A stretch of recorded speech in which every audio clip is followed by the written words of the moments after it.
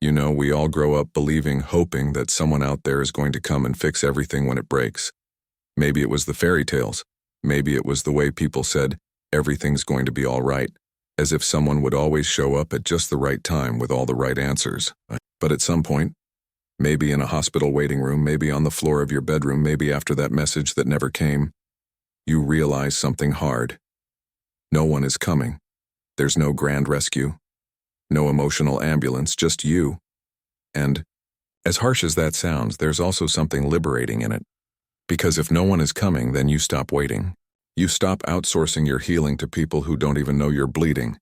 You begin to turn inward. That's where radical self-awareness begins, not as a buzzword, but as a survival instinct. It's not about blaming yourself for the things that broke you. It's about understanding that healing won't begin until you name what actually hurts. And naming things is harder than it sounds. Pain wears a lot of masks: anger, avoidance, ambition. It hides in your habits, in your jokes, in your perfectionism. And the world makes it so easy to stay distracted. Just scroll. Just binge. Just smile and pretend. But silence doesn't mean peace, and ignoring doesn't mean healing. What we often do, without realizing it, is wait for someone else to tell us that we matter enough to be saved. We wait for the apology that will never come, for the parent to finally understand, for the partner to finally show up. We wait for closure from people who weren't even honest when they were close. And while we wait, our life waits with us. The days keep passing, but we're paused, stuck somewhere between who we were and who we want to be. The scary thing is, life doesn't freeze while you heal. It just keeps going whether you're ready or not. And so healing isn't a choice between hurting and not hurting. It's a choice between staying in that pain or learning how to carry it differently. And here's where the shift starts. The moment you get brutally honest with yourself.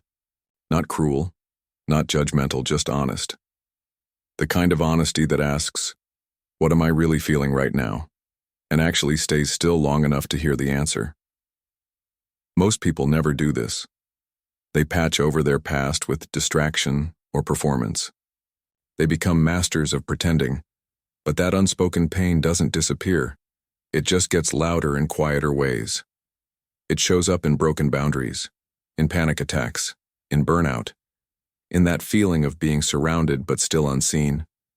You can't heal from something you're not even acknowledging. But when you do become aware, really aware, something begins to shift. You stop playing the same role in the same story. You start recognizing your patterns not as personality traits, but as survival strategies. Maybe that people-pleasing wasn't kindness, it was fear of abandonment. Maybe that perfectionism wasn't ambition, it was your way of earning worth. And once you see that clearly, you begin to separate your identity from your wounds. You are not your trauma. You are not your coping mechanisms. You are not the version of yourself that someone else created to feel safer. And this isn't about fixing yourself overnight. It's about finally meeting yourself. Sitting with the parts of you that are scared, messy, unsure. Listening instead of silencing. It's about saying, I see you, to the pain that's been ignored for too long. Because once pain is seen, it starts to soften. It starts to shift. The heaviness begins to feel manageable, not because someone took it away, but because you stopped pretending it wasn't there. And no, this isn't glamorous work. There are no viral moments of healing, just quiet mornings where you choose to get up when you don't feel like it. Just long nights where you cry and don't hide it. Just tiny, invisible victories, like not texting them back, like journaling. Your truth, like going to therapy even when it hurts. These are the real milestones. The moments no one claps for, but that change your life in the most honest way possible. The truth is, no one's coming to save you, but that's exactly why you'll become the person who saves yourself. You don't realize how much of your healing is tangled up in other people until you start trying to untie it. That's the thing no one tells you. How often you're waiting for someone else to do the thing only you can do. We all do it. We look outward when we're hurting. We hand our peace to people who don't even know they're holding it, and when they drop it, because they always do, we feel shattered, all over again. It starts early, maybe as kids when we learn to perform for love instead of receiving it unconditionally. Maybe in school when approval felt like survival. Maybe in a home where you had to earn attention. Whatever it was, we internalized the idea that our worth was something to be proven, not something that simply existed. So we grew up needing others to reflect it back to us. If someone liked us, we felt seen. If someone ignored us, we questioned our entire value. And that wiring doesn't magically disappear when we become adults. That's why, when you're trying to heal, it feels so natural, so necessary, to look to someone else to validate it, to say, yes, that was wrong. Yes, you deserved better. Or even just, yes, I see you. And when you don't get that, it's like the wound deepens. But here's what no one tells you. Sometimes you don't get the apology. Sometimes the person who hurt you keeps on living their life like nothing happened. Sometimes the people you thought would care the most are the ones who don't show up at all. And the more you keep handing your healing to them, the more powerless you'll feel. Healing demands that you stop looking for rescue in the very places that broke you. It means understanding that some people, no matter how close they once were, aren't capable of validating what you went through.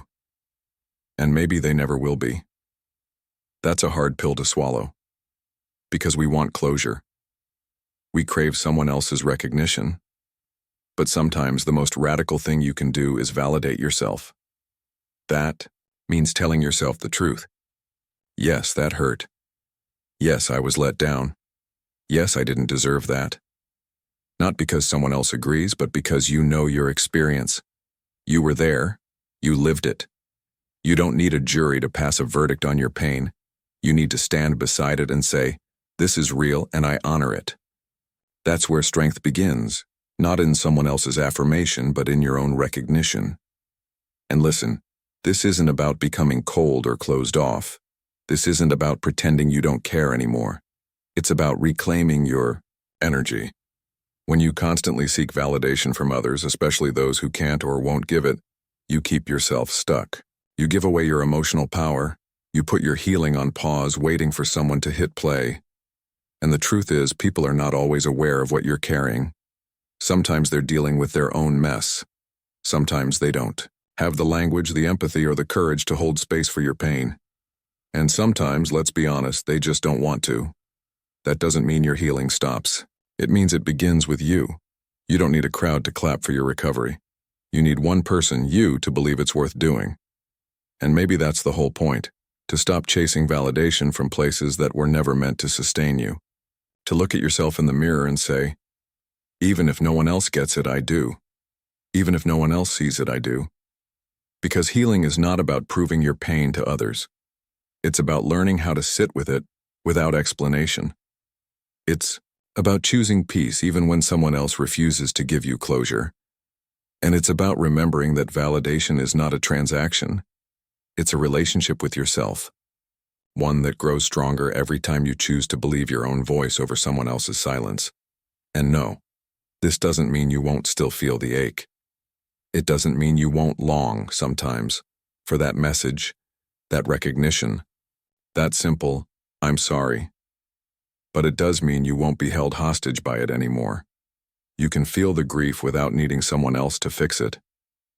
You can name the betrayal without needing the betrayer to understand. And slowly you begin to build something deeper, something that doesn't rise and fall based on who chooses you, supports you, or believes you. You begin to realize that the only validation you truly need is your own. Most people imagine healing as this big dramatic breakthrough, like one day you'll cry it all out, have a powerful realization, and suddenly be whole again. But that's not how it works. Healing doesn't arrive like a thunderstorm. It shows up more like a slow sunrise. Quiet, gradual, often unnoticed until you look back and realize you're not where you were anymore. It's not some life-altering moment. It's a collection of tiny, deliberate choices you make every single day when no one is watching. It's the micro-habits, those small, almost invisible acts that slowly rewire the way you think, feel, and respond to the world. We live in a culture that glorifies massive transformation. Lose 30 pounds in a month. Change your life overnight. But real change, the kind that sticks, doesn't work that way. You don't heal because you spent one weekend reading a self-help book or went to a retreat. You heal because you woke up on a Tuesday, didn't feel like doing anything, and chose to take care of yourself anyway. You drank water. You went outside. You paused when you felt overwhelmed instead of reacting. You journaled instead of spiraling. You chose something small, and you did it consistently. That's the magic of micro-habits. They may seem unimportant in the moment. Who cares if you meditate for 5 minutes or not? But your brain cares. Your nervous system cares. Every time you create a moment of calm, a breath of intention, a second of slowness, you're telling your body, we're safe. Now, and for someone who's lived in survival mode, that message changes everything. It's not just about routines, it's about what those routines represent. When you light a candle in the morning or make your bed or stretch for 10 minutes, it's not about productivity, it's about self-respect. You're telling yourself, I matter enough to be taken care of.